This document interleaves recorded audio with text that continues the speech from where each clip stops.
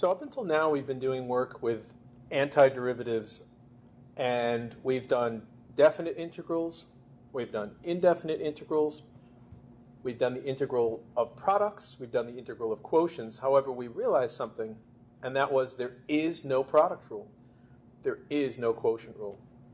And that really presents an issue when we do integrate products and quotients. In fact, up until now, the only thing we could do is rewrite the product algebraically so that it was no longer a product. In other words, if it was the product of two binomials, we don't integrate each binomial separately. We multiply the binomials with FOIL, and then we integrate, because then we actually integrate a sum, and that's much easier.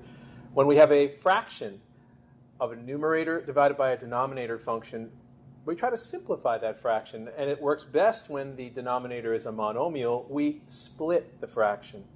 And then instead of being the antiderivative of a fraction, now it's the antiderivative of, again, a sum or a difference. So when you run into a product where you can't multiply it out, then you've got an issue, because we don't have a product rule. We shouldn't be writing f and g and f prime, g prime. That doesn't work like that. That is for derivatives only, and that is the product rule. Same holds true for the quotient rule. So when you run into a product that you can't multiply, we need another method. We need another way to be able to integrate. It's not to say that they can't be integrated, but we have to look at the big picture. The big picture is, I am thinking of an original function whose derivative is that product. Think about that again. I am thinking of an original function, capital F of x, whose derivative is that product. What kind of derivatives produce products? Chain rule derivatives produce products. Think about the chain rule for a moment. If you take the derivative, you're supposed to take the derivative of the outer function first times the derivative of the inner function. I think working with the chain rule will help us understand how to integrate products. And that's what I'd like to start with. So this section, integration by substitution, section 4.5, will help you integrate products. It will also help you integrate composite functions, because the chain rule is certainly related to composite functions. In fact, that's what we're going to start with. Let's talk about the chain rule. Now, the chain rule is only good for derivatives. It's a forward-thinking process, and it only works when you take derivatives. That's the other half of the course. So if I take the derivative of a function, let's call it capital F of F, capital F, because capital F is usually the original function that I'm thinking of, and then I go ahead and I take the derivative of it, and then I provide that to you, and you're supposed to go backwards. But instead of capital F of x, let's make it capital F of g of x. And now it's a composite function. So what do we do with composite functions? Well, first thing you do is you check this off, right? And what do you do to it? You take its derivative. What about arguments? Remember, we don't go fast. Remember that arguments are so well protected. We copy them like that. Now we move on and we take the derivative of g of x, and we chain it with multiplication. So that would be g prime. And then you can even check this x off if you like, and you multiply by 1. So that is chain rule in action. And really what that says to me is that if I were to do the antiderivative of all this stuff over here,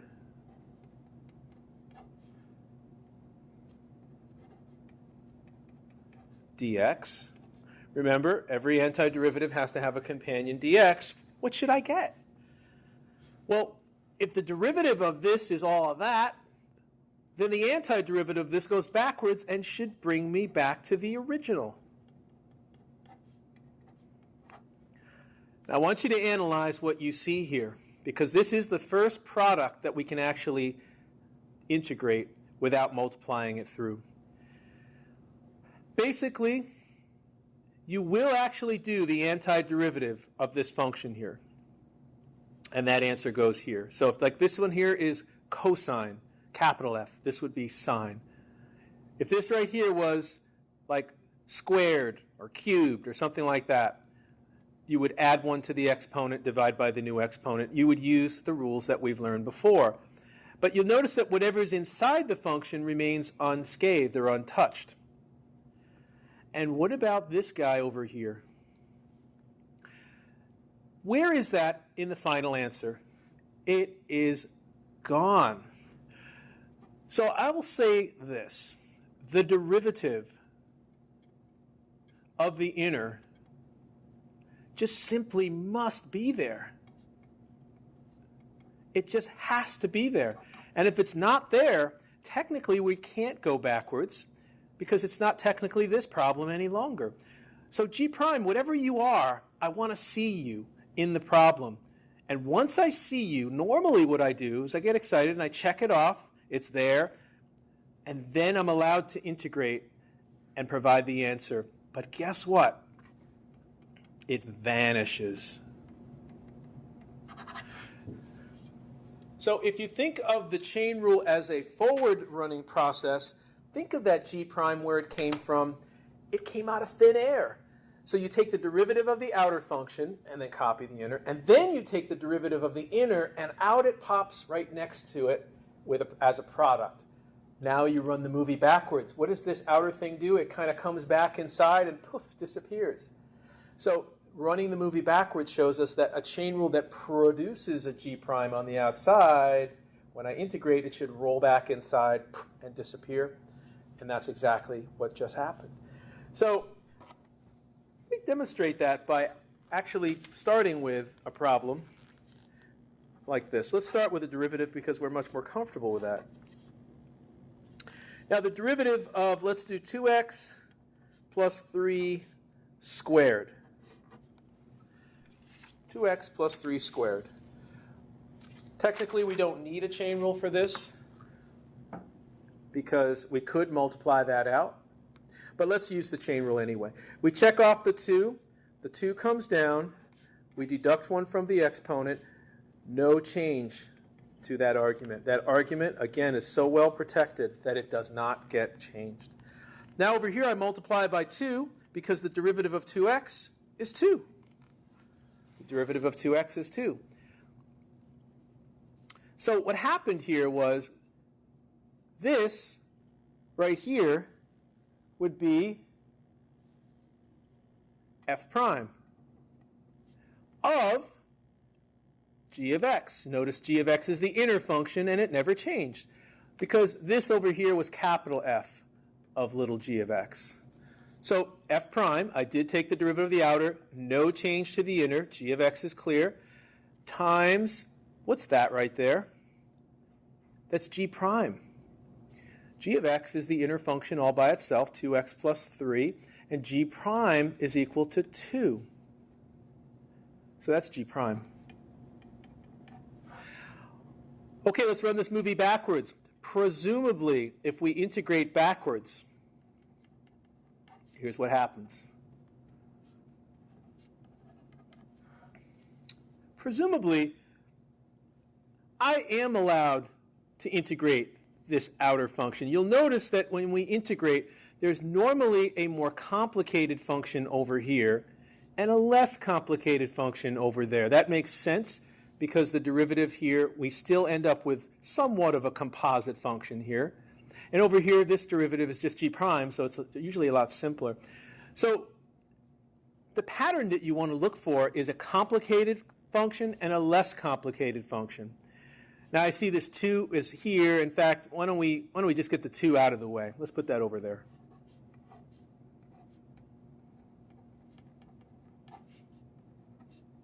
Let's leave this 2 right where it is. And why do I leave that 2 over there? Why is it there and why won't I move it? I could move it. I could do 2 times 2 is 4 and put that out front. Why am I not doing that? The reason is what we're learning about the integration of a product, especially a composite function, when we're integrating a composite function, is the following. I will allow you to integrate the outer function and the outer function only. But in order to do so, you need to see evidence that the chain rule was run correctly when I created the problem. Now let's take a look and make sure the chain rule was run correctly. So this is the answer here. This is what I'm looking for from you. Now, I have this in my hands, and I'm going to take the derivative by doing the outer function. 2 drops down. I deducted 1 from the exponent, allowed me to check that off, and I did the chain rule correctly because I took the derivative of 2x and I wrote my 2. What I'm going to call this is, I'm going to call it a key to the problem, or evidence. What I mean by evidence is that it is evidence that I did run my chain rule. This is sometimes overlooked. Sometimes people forget to put the 2 here, but it does need to be there. So we're going to call it the key or evidence. The reason I call it the key is because when you get down to this version of the problem where we're going backwards, there it is, the 2. It is evidence that somebody, when they created the problem, they did run the chain rule correctly. But more importantly, I'm going to refer to it as the key. And just like every other lock, this problem cannot be operated, cannot be opened without its key. So that's another way to think of this problem, is that it's locked up and I can't do it until I witness the key. I see the key in the problem. The key will always be in the back there. If it's not, you can move it back there. But it has to be perfect. And what is the key? Well, the key to this problem is the 2. It is the evidence that the chain rule was run correctly. It's the chain part. It's the times 2 times g prime. So what is the key to this problem? Well, the key to this problem is g prime.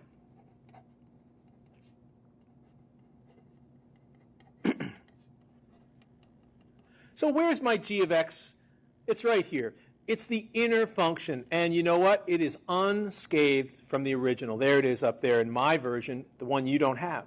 So you can find g of x right here. It's the inner function. So the key to all of these problems actually is the derivative of the inner function, whatever that inner function is. So you can label this as an inner function and an outer function. And if it has no outer function, I guess you could put a little 1 there if that helps, okay? And that would be your outer. So let's talk about the key to this problem. The key is the derivative of the inner function. That's 2x plus 3. What is the key that will unlock this problem? The key is a 2. And what do we do about it? Well, not a lot. We just look for it. Now, as long as the key is there, I will give you permission to integrate. Now, these terrible products, they don't have to be that hard, okay? Because I will reiterate this, and people forget this all the time. They try to integrate the first function, and then they go and they integrate the key, the second function, and there's too much going on here. It's easier than that. I only want you to integrate the outer function, just the outer function. If it's a power, run the power rule. Run the power rule. Add 1 to the power, divide by the new power. I'll say it again. I only want you to integrate one thing on these products, and that's the outer function on the more complicated function. So let's take a look at this problem one more time. I brought the 2 out front, this one anyway. I thought that was a good idea, and we'll see if that works out. You are allowed to bring any constants out front, but why am I insistent on leaving this 2 in the back? I'll show you. So I'm giving you a method for integrating products. And the way you integrate products is you say, I would love to integrate the outer function, but stop right there. I'm not allowed to do that without my key. So let's find the key. First of all, you've got a product right here. I realize that isn't even a function of x. I could bring the 2 over here and make 4. But I do have a product, and I look at this as the more complicated function. Again, this is my outer function. This is my inner function. And I seek my key. And the key is the derivative of the inner. The derivative of the inner, as I mentioned before, is just 2. Here's the key that will unlock this problem. And luckily for you, the key is in place. So what do you do about the key? You circle the key. You can label it as a key. You can check it off as a key.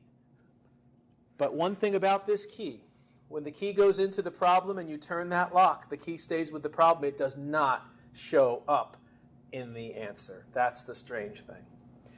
So it's called pattern recognition. You're looking for something. I'm going to call it the key.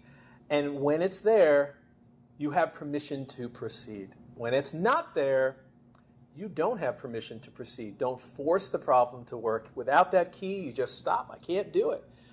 Later on, I'll show you that we can force it to work by planting a key. I'll show you how to do that. But for right now, if the key isn't there, we don't do it. So how do we continue? Key is there? Yep. Check it off? Yep. And what is the key? The key is permission. And what's the permission that we just got? Permission granted to do what? Integrate the outer function only, please. I did say this is actually easier than you thought. We integrate one thing and one thing only, and that's the outer function. We never integrate the inner function. In fact, we take the derivative of the inner function and then go looking for that. We call it the key, we circle it, but it is not part of the answer. Once it's there, we have permission to continue. Now the 2, that's out front. You know that's not going anywhere. And how do you integrate an outer function that is a 1 power? Don't you add 1 to the exponent? I mean this one, outer function. We don't do anything to arguments, right? Add 1 to the exponent, divide by the new exponent. Where's my key? Nowhere. Remember, the key vanishes. We check it off, get excited about it, but not part of the answer. In fact, check it out, guys. We're right back to where we were before.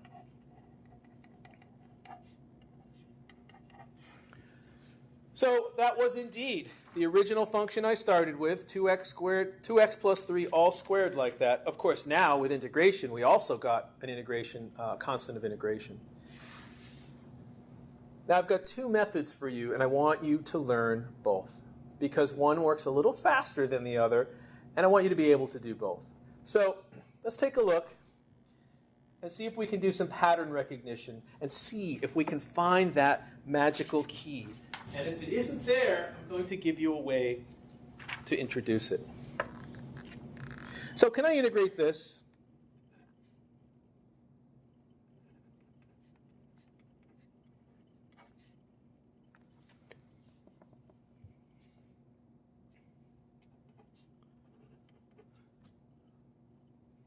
Now you're probably looking at this problem thinking, you know, I could multiply this out. I could multiply this out, and that's probably the best way to do this problem. Do your algebra first, do your calculus second. But let's try it this other way. Now, if you don't have an exponent, you know there's always a 1 exponent. Now we'll put that there. Pattern recognition. It's time to start recognizing patterns. Here is your more complicated function. Here is the inner part of the more complicated function. Here is the outer part of the more complicated function. We look at all this, and we want to establish the key. Okay, the key to this problem is the derivative of 2x squared plus 3, which is 4x. You're on the hunt for 4x, and it should be sitting over here. Uh-oh, it's not.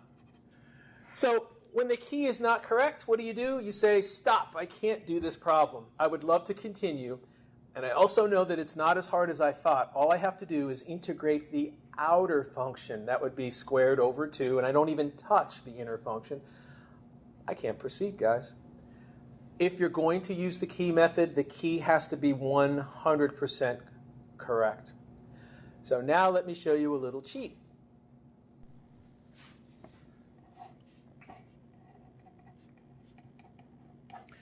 So I'm really desperate to do this. I'm desperate to integrate that 1 and make it squared over 2. You know I never integrate the stuff inside here. Try not to do that.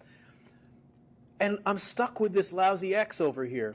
And I need a 4x, and that's an x, and that's a 4x, and they're just not right. So how do we reconcile this? We are going to literally plant evidence. Now, I also call this key, I call it the evidence of a chain rule having been run properly.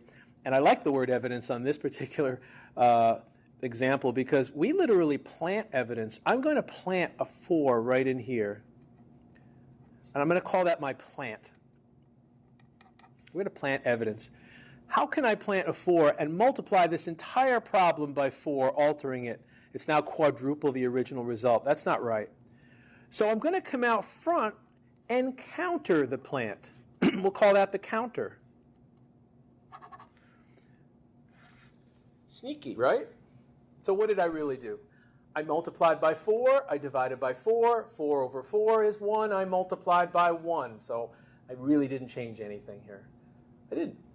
I multiplied by a fancy version of 1. Now, we can drag numbers across the integral symbol all day long. We don't have to drag them all across. We drag whatever portion of it we'd like to drag across. So I took the number 1, I wrote it as 4 divided by 4, and I took the 1/4 part and dragged it across the integral symbol and let it sit out there. Why would I do that? Because I just unlocked this problem. There's my key. So how does it work when you do pattern recognition? You actually check off the key, right? You say, I found it. Just remember, it's not ever part of the answer. It's got to be there, but it's not part of the answer. But it has to be there. I found it. So permission has been granted, and that was what I was waiting for. Don't integrate too fast. Go seek your permission, which would be your key. 4x, there it is. Now the 1/4 is out front. That's not going anywhere.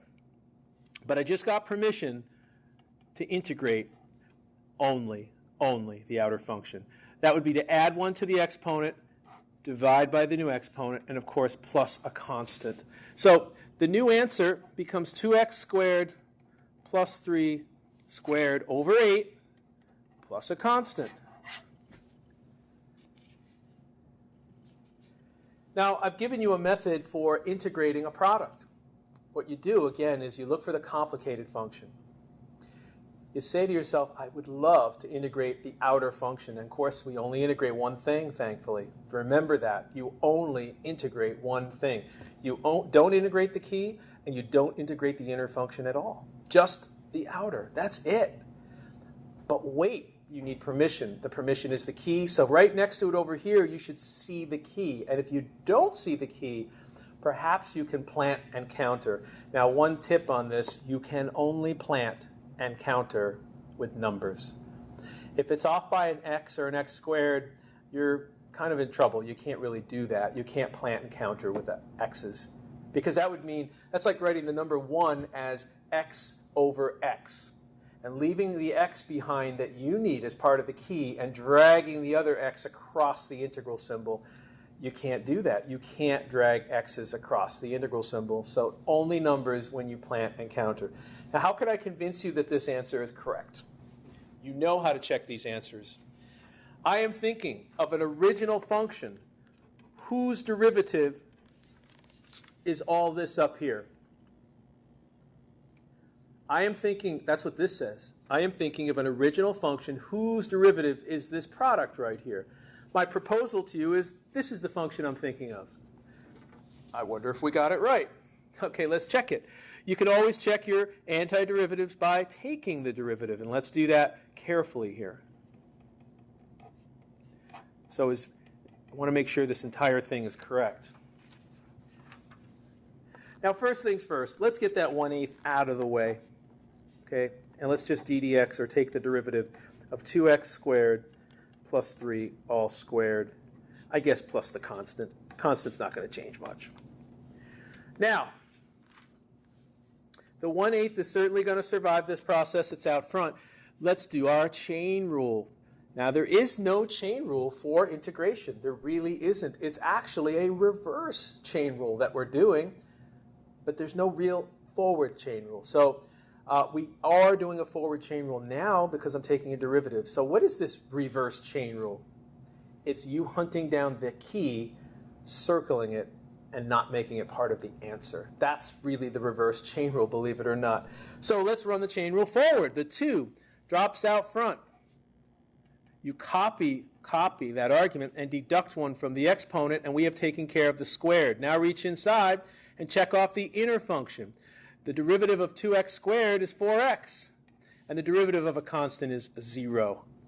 Well, interestingly enough, 4 times 2 is 8, which cancels with the 8, and the answer I just came up with is this.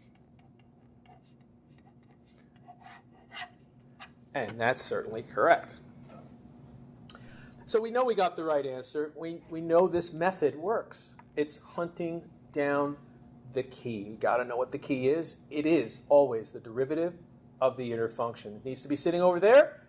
Once you find it, circle it, get excited about it, check it off.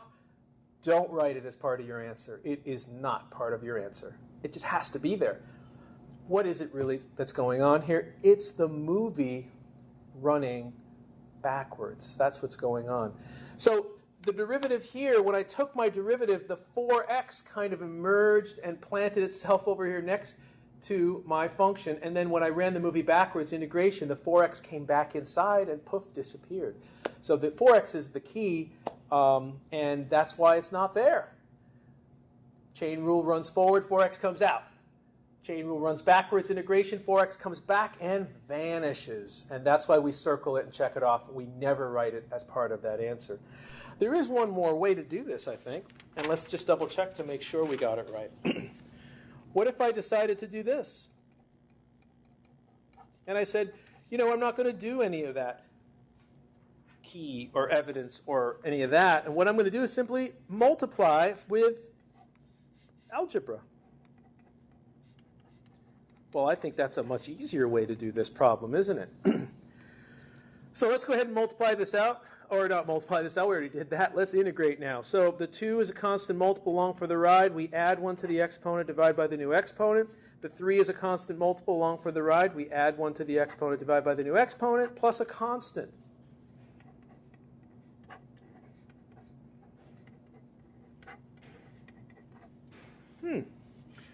Well, that looks very different. Let's see what we got.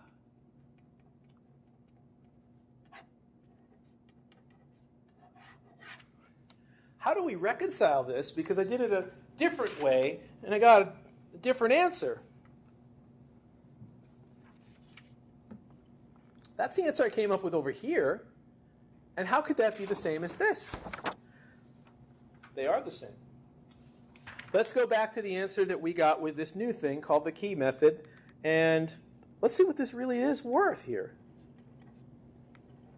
Now, if I were to actually square this out and divide by 8, let's see what we get.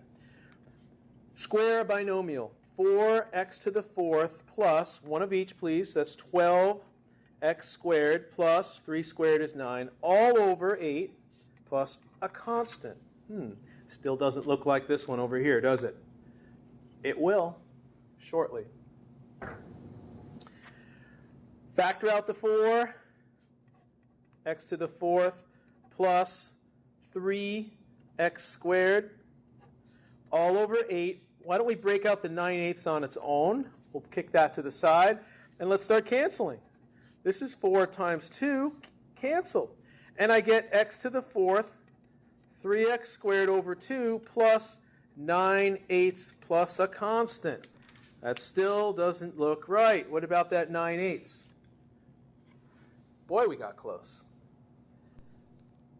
Well, 9/8 plus a constant is just some other constant. So what happened here was this one had this constant, and this one had a different constant, and I guess that if you put these two constants together, you get the original. It's lumping constants together. Okay. So it does work. Let's try one where you can't multiply it out, like this.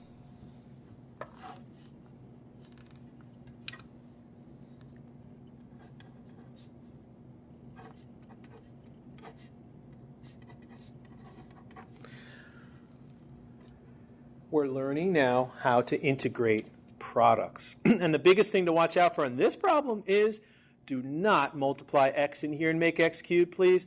In fact, your arguments are so well protected that you just can't do that. They're also so well protected that when we integrate cosine, x squared is going to remain untouched, okay, because arguments never change like that. So let's talk about this for a second. This right here is my outer function. We'll call that f. This right here is my inner function. We'll call that g of x. So what's this thing over here? Well, what I hope it is, I'm hoping that it is g prime, which is the key. But I don't think it is. So what is the key to this problem that will give me the ability to do what I really want to do, which is to integrate cosine, which is just sine? Be careful. We look at and we try to integrate all these things here. Integrate cosine, integrate x squared, integrate x. And I did say it's easier than that. All you really need to do is integrate one function. That's the outer on the more complicated. Integrate cosine is sine.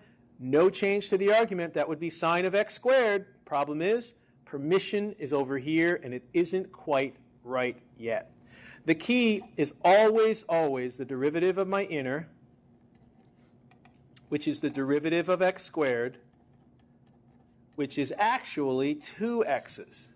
So it's just not right yet. It's just not right. So let's do this. Let's integrate cosine of x squared times x, and let's make the key visible by planting evidence. I do call this key. I also call it evidence because it's evidence of a chain rule having been run correctly. So we plant the two right there. We call that our plant. You may only plant numbers. We counter the plant with a 1/2.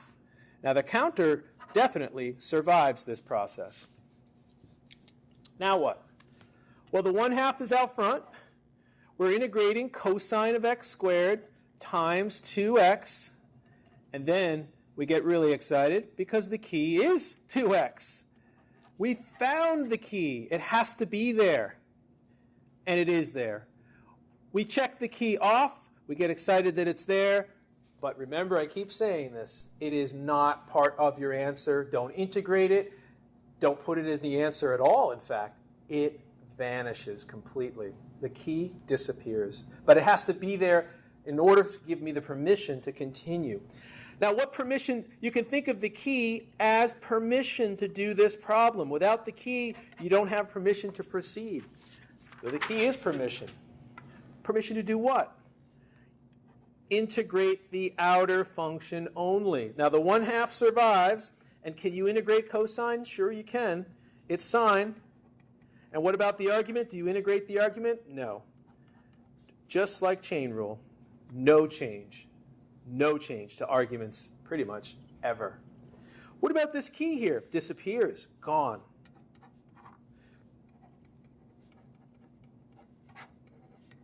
And that's my answer.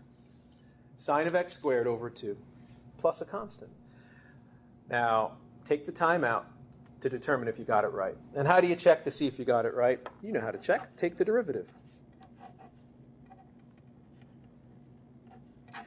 Now, you don't need the quotient rule for this. In fact, you can pop the 1/2 out front and really just take the derivative of the sine of x squared.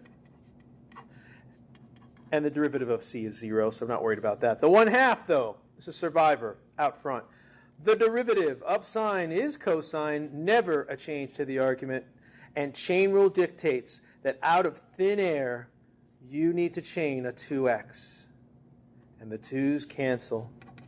And there we are again, back to the beginning. Isn't that cool? Chain rule, the movie runs forward, the x, or the 2x emerges from the problem and plops itself next to the problem. When you take the integration, you roll it backwards, the 2x comes back in, goes back in there, and poof, disappears. That's why it's not part of the answer. So now what I want to do is I want to demonstrate that there is another method. In fact, it's really the title of this chapter, which is integration by substitution. Integration by substitution. Now, you've done substitution before, where you map one variable into another, and it might make the problem a little easier. Well, I will tell you this. When you do integration by substitution, when you do map one variable into another, man, does it make the problem easy. All right? You don't have to look for the key anymore. You don't have to worry about integrating the outer function. That method does work, and it's fast because you look for the key. If the key isn't there, you maybe plant a number and counteract, and you circle the key, and then you can continue if that's working for you. Otherwise, try this method. It's called substitution. Let's do the same problem. The problem I just ended up with here was the cosine of x squared times x. What makes this problem difficult is that not only is it a product, it's a product in which one function is a nasty composite function. Why don't we make this problem simpler? Instead of making it a nasty composite function, can we make it a nice clean function that is not a composite? And the way you do that is the following. I want you to assign the letter U to something here, and the letter U, the best assignment possible, would be the inner function. And I want you to try that. The next thing I would like you to do is, I'll call it autopilot derivative. Every time you make a choice for U, which generally will be the inner function, I need you to autopilot. Take the derivative right away. du dx is 2x. The next thing I want you to do, as we have often done, is move the dx to the other side, where du is now equal to 2x dx. And now it's time to do the substitution. Watch what happens when we really fulfill this substitution. The problem is going to become incredibly easy very fast. And I think you're going to like this method because it turns a really hard product problem into a really easy integral. Let's watch this happen. Okay, guys, it's time to substitute. Cosine isn't going anywhere. And what are you going to put in instead of x squared from now on? Well, right here it says let u equal x squared. Got it. What about this mess over here? If you're going to do substitution, you've got to substitute for x dx as well. And where do we find x dx? Interestingly enough, we find it right here as part of the derivative. In fact, let's isolate x dx by dividing both sides by 2. And that leads me to an interesting conclusion, and that is that x dx should be written as du over 2. It's apparently the same thing. Let's write it down, du over 2. We all know that the 1/2 can simply slip out front. And remember what I told you I like about U-substitution. Where did all my x squareds go and my 2x and the product and all that mess go? It's all gone.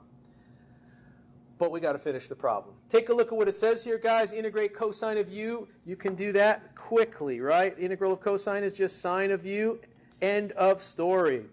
No key or anything is needed because this isn't a composite function and this isn't really a product anymore. Your problem started with x's, though. I need you to finish with x's, please. So u was equal to, it was x squared is what we assigned u to be. Put it back in, please. Same answer. Isn't that an elegant way to integrate? So if you have yourself a composite function and a product to boot, okay, a lot going on here, let u equal the inner function. Take a derivative right away, okay, and then rewrite the problem. Take out that inner function and put the u back inside. Look over to the right here. You're going to have some stuff over here. You're going to need to replace that. And where you look for that is the derivative. That's where you would look. So let's try another one.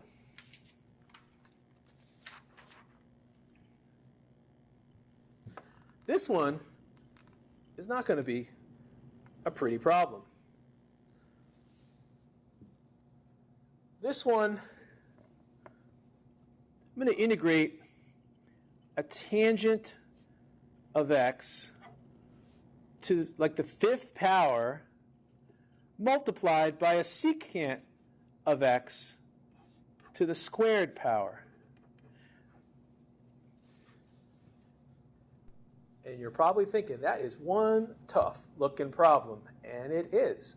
Now the thing about it, guys, if you remember this, do not try to integrate one function and then step over to the other one and integrate that one. It just simply doesn't work. You have to seek out a pattern. You have to either seek out a key, or you can try U-substitution. Now, if you try U-substitution, we have a couple of items on the table here that could possibly work. And you can try both. If one doesn't work, try the other. But what you should do is pick an inner function and let you be that inner function. So look around here. There actually, unfortunately, are two composite functions, this one and that one. And so you kind of have to choose here. What if we let u be equal to tangent? Autopilot. Du dx, always take a derivative when you're selecting a u. Now, what's the derivative of tangent? Isn't it secant squared? No change to the argument. If you want to take the derivative of x, that's just 1. And don't I like to slip that dx to the other side? Let's see what happens. Okay. Now, it's time to do the substitution. Antiderivative, from now on, tangent is the letter u to the 5th power. And don't forget to do your complete substitution. What I like to do is, I know this is going to be easy. That's just u. But box up what's left and go hunting for that box down here. Okay? Move the dx to the other side, sorry. Dx moves to the other side. Hunt for that box down here, and gee, look what I found. The same exact thing. And so secant squared dx, I mean, the whole thing is right there, should be replaced with du. There's one thing I like about U-substitution is, by the time you get to integrate, it's a snap. Now the problem started with u's. I do need you to finish with u's, please. Done. Done. So a difficult, nasty problem can actually turn into a relatively simple problem by choosing u equals, and also don't forget to do du dx.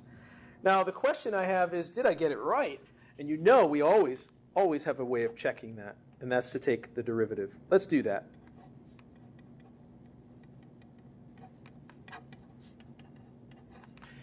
Well, we do have rules for taking derivatives. We have product rule, quotient rule, and most importantly, chain rule.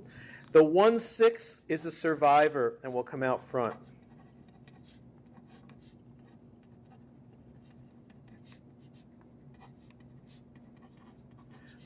So the 6 you can check off. The 1/6 is a survivor, so we'll take that and just write it down. It's not going anywhere. But the 6 drops down.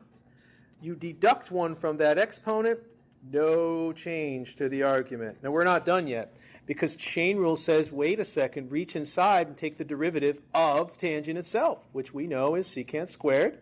Go inside one more time, even deeper, and take the derivative of x. That's just 1. Derivative of a constant is 0. And look what I got.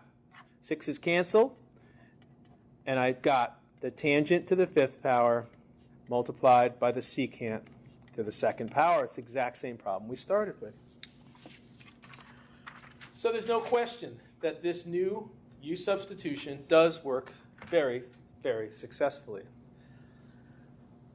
I'm a big fan of U-substitution, and you can see why. By the time you get to actually do the integral, it's going to be rather simple. Now, the other thing I want to point out is this.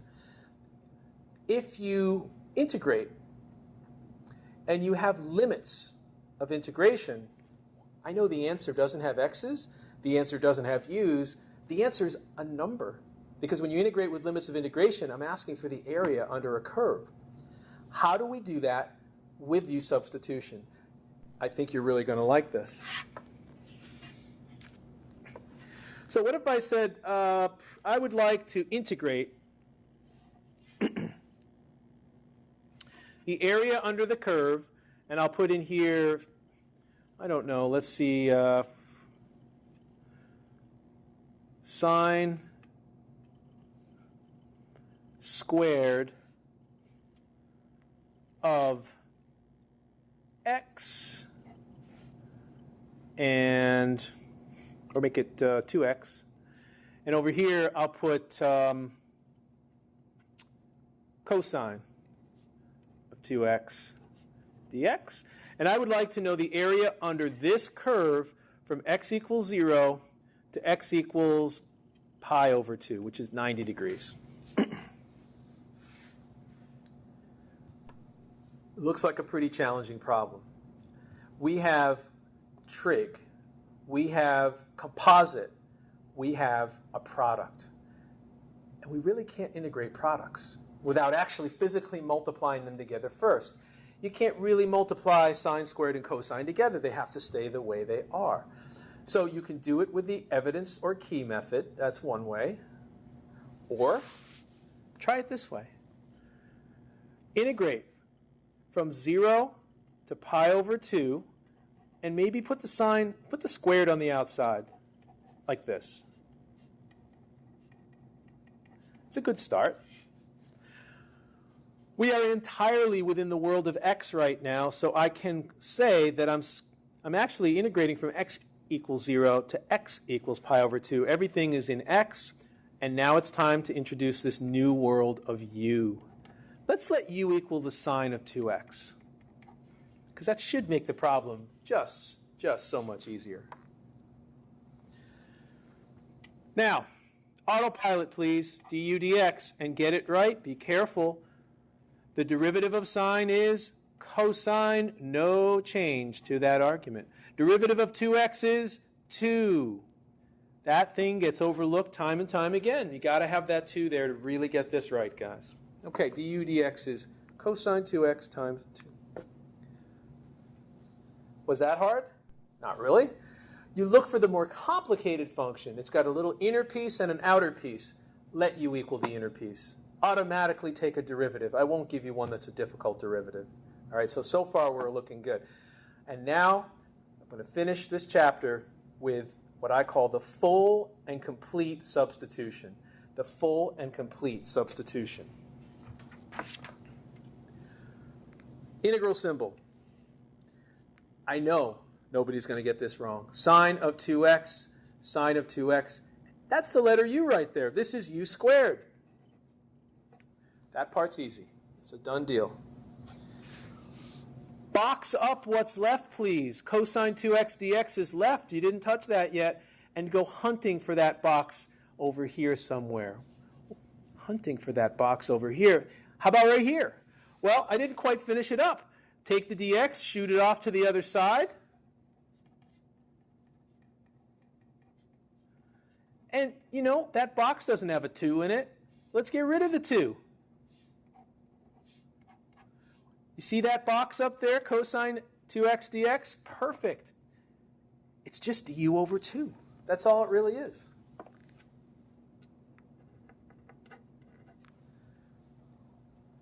So can you see why I like this? It makes the integral just so much easier. I'm about to integrate u squared over 2. It's not going to be tough. But here's a recommendation. Normally, when you use U-substitution, we do let u equal something. We also box up what's on the right side, and we go hunting for that box. We replace that as well. And the integral itself ends up being pretty easy. But remember, I kept saying I started with x's. I need to finish with x's. Don't forget to do that at the end. Well, think about this problem for a second. Yes, indeed, this problem started with x's. I get that. Do I need to finish with x's? Absolutely not. What is this problem after all? This problem is the area under a curve, and that is just a number. One number is all I care about. I don't care about u's or x's. I care about this number. When I say full and complete substitution, here's what I mean. I know you already let sine of 2x be my u, so there you got your u squared. I know you boxed this up here, and you got du over 2. That's all great. But I need you to finish. Because if you notice that the limits of integration are in the world of x right now, I wish they were in the world of u. So full and complete substitution to me means that you've changed not only this, but also these. Now when x equals 0, what's u going to be equal to? Let's find out. 0 goes in, and u equals sine of 0. Well, sine of 0 is 0. When x equals pi over 2, what's u going to be? Let's find out. Pi over 2 goes in. I get u equals sine of 2 pi over 2. Sine of pi, sine of pi is 0 again. Huh. Well, it didn't quite work out the way I expected, but what I got was this.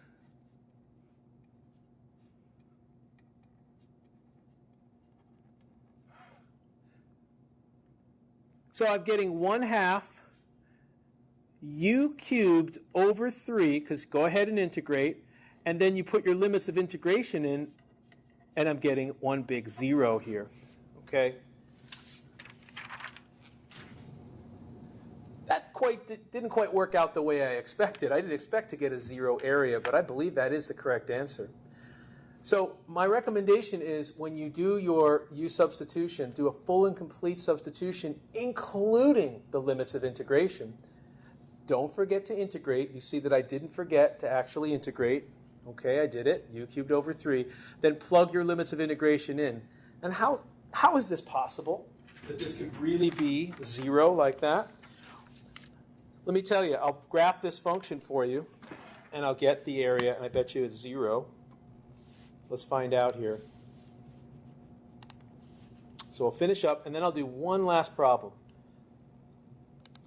Great place to do this, by the way, is Wolfram Alpha. So I'm just bringing up Wolfram Alpha here.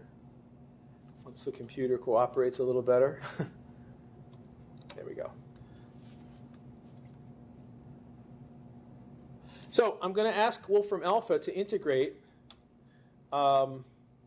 sine of 2x squared times the cosine of 2x. I'm going to say from x equals 0 to x equals pi over 2. And let's see what the picture looks like, and let's see what the actual answer is.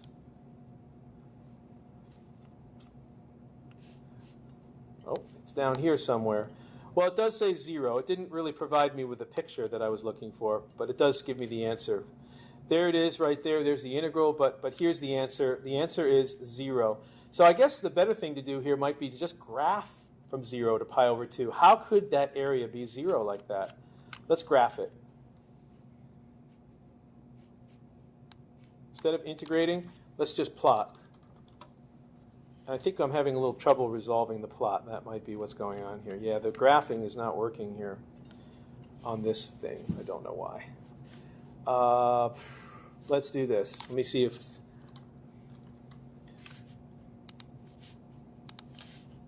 I think maybe it'll work over here.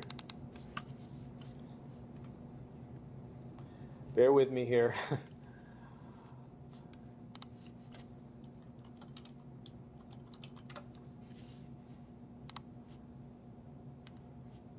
Okay, hopefully this will show me the plot, because that's what it's supposed to do.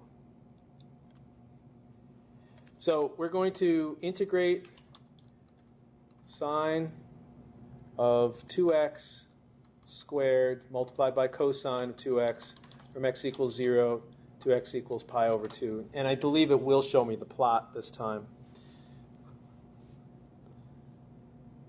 There we go. So if you look at, not only do we get the answer here, but we get a nice little plot that shows us exactly why the answer is 0, because some of it lives above the x-axis and some of it lives below. And we know that area that lives above the x-axis is considered to be positive, and the area that lives below the x-axis is considered to be negative. So let's do something more here. Why don't we stop right here, and let's actually find the area of just one piece of this, just this one blue section. Okay, sorry about that. The blue section here. Let's find the area of this blue section. Now I can do that with Wolfram Alpha, because instead of going pi over 2, I think pi over 4 will get us that blue section. And now we should have a real numerical result instead of 0. There we go. The blue section right here. Okay? Now this is sine squared cosine 2x from 0 to pi over 4, and the result actually is 1 over 6. That's the blue area here. So I'd like to finish this by actually repeating this problem and going from 0 to pi over 4 and see if we can come up with that 1/6 area. So reiterating, we're going from 0 to pi over 4, sine squared 2x, cosine 2x, dx. The answer should, according to Wolfram alpha, be 1/6. That's the area. We're going to select u to be sine of 2x again. Du dx is the derivative of sine is cosine. Derivative of 2x is 2, and you move the dx over. Full and complete substitution. Instead of sine, now we use the letter u squared. Instead of cosine, we divide both sides by 2. We use du over 2. And here it comes, guys. Instead of x's, let's use u's. I think this is going to work out better and hopefully get us a nice numerical result. When x is 0, the sine of 2, 0 is sine of 0 is 0. When x is pi over 4, this is working better, guys. The sine of 2 pi over 4 is the sine of pi over 2 is the sine of 90 is a 1. And look at how clean this problem is. Has nothing to do with sine or cosine anymore. Has nothing to do with pi anymore. Don't forget to integrate, please. U cubed over 3. We don't need plus c anymore because we've got limits of integration. It's u cubed over 6 from 0 to 1. That's 1 cubed over 6 minus 0 cubed over 6. And look at that. It is indeed 1 over 6. Amazing. There's nothing more powerful than U-substitution when you apply it correctly. So u equals the inner. Du dx is the derivative, whatever it is. Match that derivative up to the box that's on the right side, whatever's left. Match it. You might have to do something to match it, like divide by 2 or divide by 3 or something like that. If it's off by an x, that's not going to work out so well. In fact, I think there's one last example I have to show you. This one's a little tricky. This one will not work with the key or evidence method. The only way to make this one work is with U-substitution. Now, I'm not going to put limits of integration here, but what I am going to do is I'm going to integrate and focus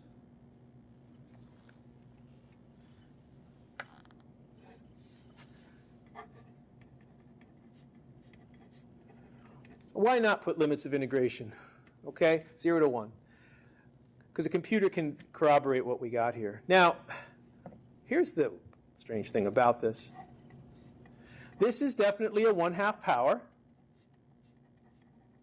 And u would be equal to x plus 1. And du dx would be equal to 1. So du is dx. And we've run into problems here. Full and complete substitution, please. X plus 1 just became u. Now, the best I can do for you guys is dx right here is becoming du. And what do we do about this lonely little x that's sitting left behind? By the way, let's do our complete substitution. From now on, x equals 0 becomes u equals 1. From now on, x equals 1 becomes u equals 2. So do change those limits of integration, please. And now that is the full and complete substitution. This is the first time it's basically failed on us because I'm left with this x. I'm supposed to be completely in the world of u. And what do we do about this x? I don't see an x dx down here. I see dx, which is solidly du, and that's what I went ahead and replaced that. Who knows how to replace that x right there with something using a u? That's what's tricky about it. What's tricky about it is that we would have to actually solve for x here. X equals u minus 1. And that is the unique way that we replace the letter x. So let's finish up. We have u to the 1/2 power multiplied by u minus 1. And while that looks like a difficult product, you can go ahead and use algebra on that to multiply it. Multiplying these two together, that's u to the 3/2 power. Multiplying by 1, that's just u, and that should be negative. Luckily for us, it's simply a subtraction problem. We do each one separately, but it's tough because we got to add 1 to the exponent, and divide by the new exponent. It is not pretty. We got to, add 1 to the exponent and divide by the new exponent. It is certainly not a pretty problem. But at least we don't have to go back to x's because we had limits of integration. So let's see if we can work this thing out. The 2's all flip up, and I get 2 u to the 5/2, which is u to the 2 and u to the half. 5/2, 2.5. Minus the 2 flips up, and I get u to the 1.5, and here's my 1, and here's my half. Oops, I can't do that yet. This is a 5. I can't connect that yet, sorry, and this is a 3. And then we have to run our numbers through. So in the end, I have 2u squared square root of u over 5. I have 2u square roots of u over 3. And if you want, you can actually use the LCD of 15. So put a 3 here and a 3 here. Put a 5 here and a 5 here, and we'll finish this up.